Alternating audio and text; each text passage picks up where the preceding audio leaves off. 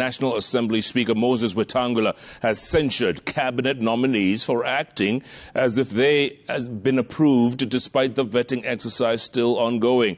Wetangula warned the nominees against trips to their respective ministries until after their appointments, if cleared by the House.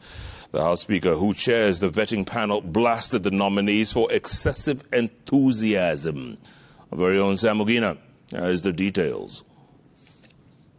Vetting exercise entered its third day. The chair of the vetting panel, Speaker Moses Wetangula, fired a warning shot at the cabinet nominees, acting as substantive ministers visiting their respective ministries. The issue of nominees who have appeared here, and the committee was done with them, and then they end up reporting to the offices. All nominees coming before this committee remain as such. Nominees. Excessive enthusiasm may not be helpful. Elgeyo Marakwet Senator Kipchumba Murkomen, appearing before the vetting panel, faulted the expressway deal, warning it was skewed to benefit the private contractors in the 30-year concession agreement. This despite advocating for toll fees to attract private investors to road construction and relieve government from the heavy duty. Let me use the expressway. If they collect so much money within a shorter period, we should be looking at concessions that are less years, and these assets will revert back to the public within a shorter period to benefit the people of Kenya, not just investors. The negotiation of the expressway, there were flaws. Some of the flaws were, we must change from the model of the expressway, because the expressway now, the investor took his risk, but investor is taking a greater benefit in the long run. Murkomen vowed to scrap the annuity program, describing it as expensive. Instead, called for the public-private partnership to expand road networks across the country.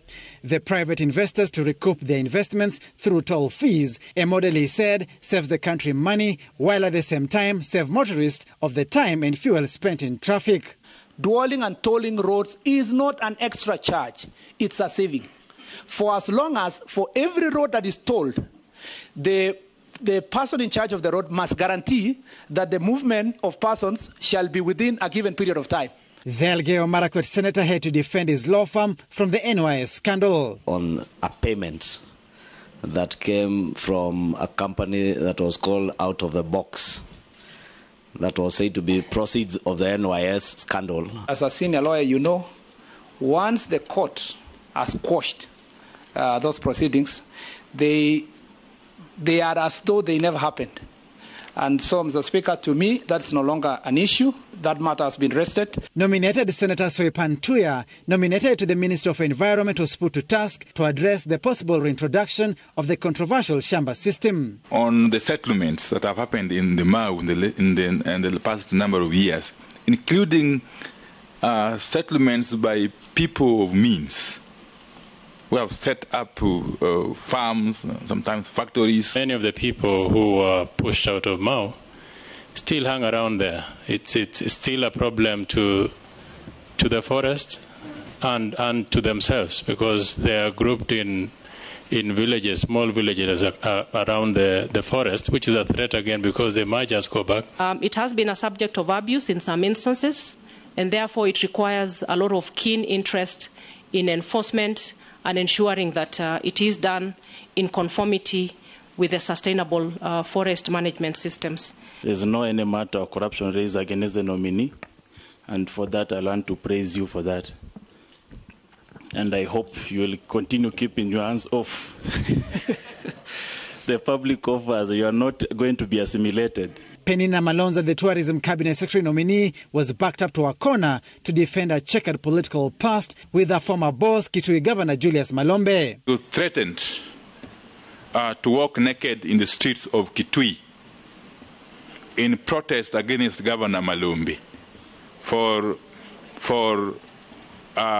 instigating your woes in the county. Actually, I don't think the words were walking naked. Interpretation of my words, I think they were misunderstood. A difference in point of opinion is not a fallout.